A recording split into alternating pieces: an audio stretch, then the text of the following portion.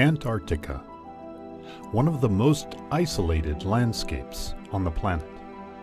Under the Antarctic Treaty, this is the only continent designated in its entirety as a natural reserve. It's my last continent, as it is with a lot of other people. And I think it's a lot of people's life dream who are travelers to finally get here. It is a significant trip for me. It's sort of a trip of a lifetime. And it was on my bucket list.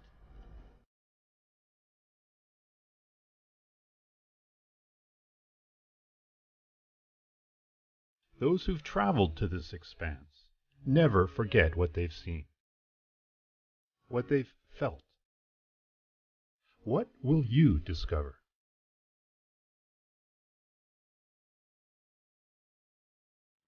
The expedition prepares to weigh anchor from Ushuaia, Argentina, once a remote prison colony, now a destination for those seeking the freedom of the far south. Shipmates collect and are welcomed aboard a privately chartered polar expedition ship.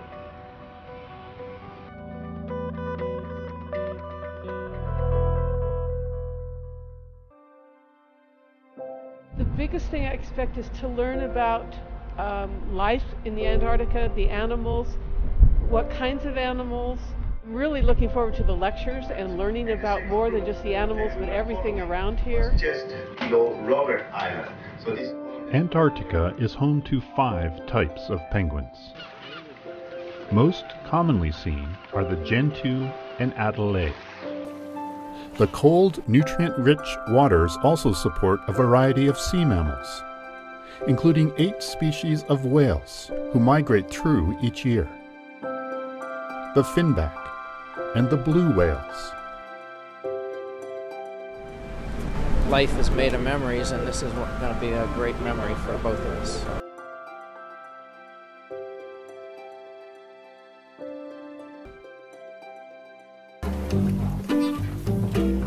I had no idea what to expect, but they're very knowledgeable. They think of safety all the time.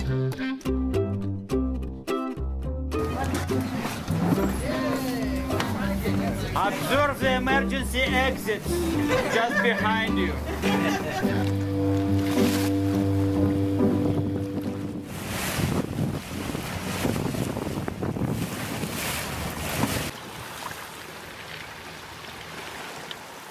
welcome to Antarctica.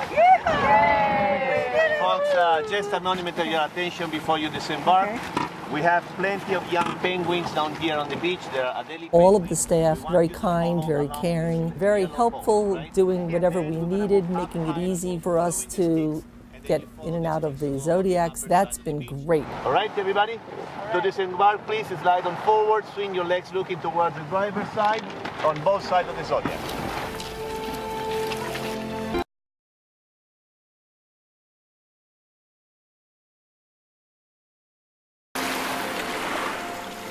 My first impression made me, I was speechless, and then the little penguins decided to try and carry off my walking stick, eat my boots, and peck at my bag, and it was just amazing. I could stay here a week. Adelaide penguins were observed by a member of the Scott expedition and described as selfish. He saw Adelaide groups pushing unlucky individuals into the water to test if it was safe for a group dip. If the soloist survived unscathed by predators, the group followed. It was so good, I'm in the last boat back. Multiple shore excursions are possible, with knowledge that each return will find a warm and comfortable ship.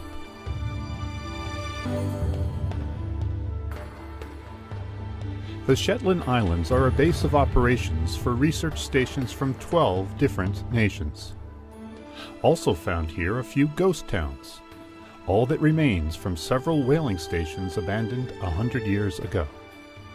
What do you expect to see today on shore? I hope to see lots and lots and lots of seals, because I've only seen a few.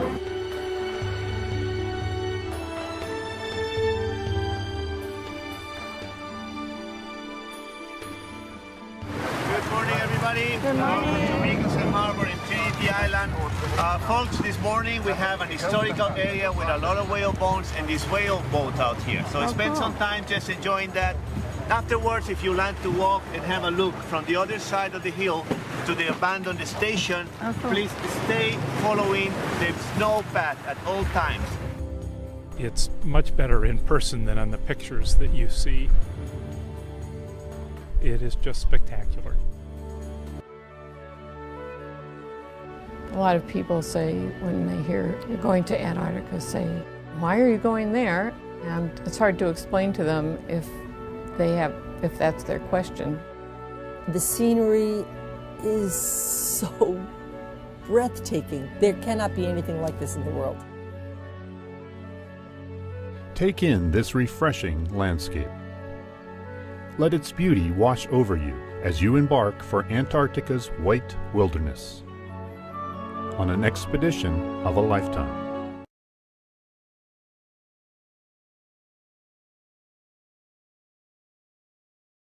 There is an invisible spot in the Northern Hemisphere that has captured the imagination of explorers and children for centuries.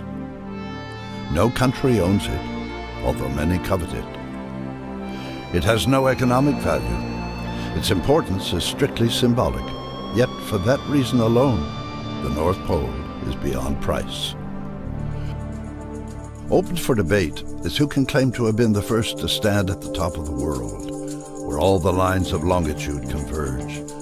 The controversy has never been settled. What is certain is that today, only a select few can sail to the North Pole aboard 50 years of victory.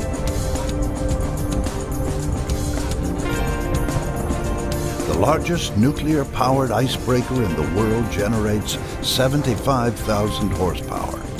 Immense power is essential in crushing through Arctic sea ice that can be as much as 3 meters or 10 feet thick.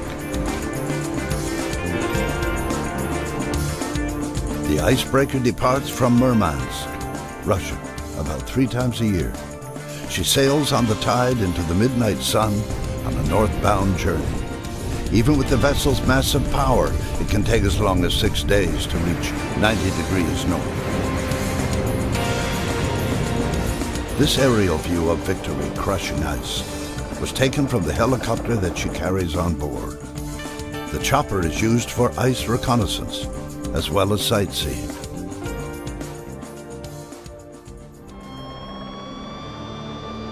Nine months of the year, 50 years of Victory is a working ship, keeping Siberian shipping lanes open for merchant vessels.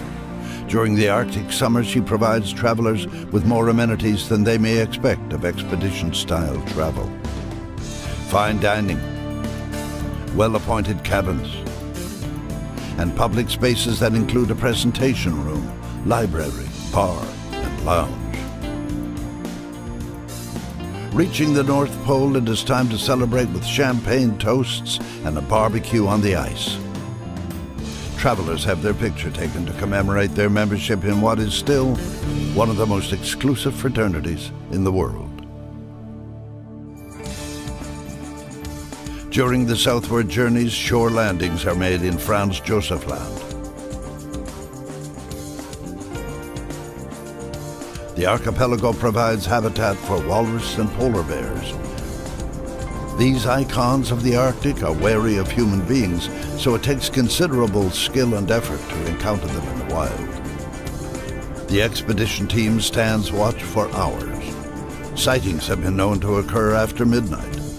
But as daylight is endless, travelers eagerly rise when the announcement is made that a polar bear has been sighted. This amazing expedition to the top of the world would be impossible without the power of 50 years of victory.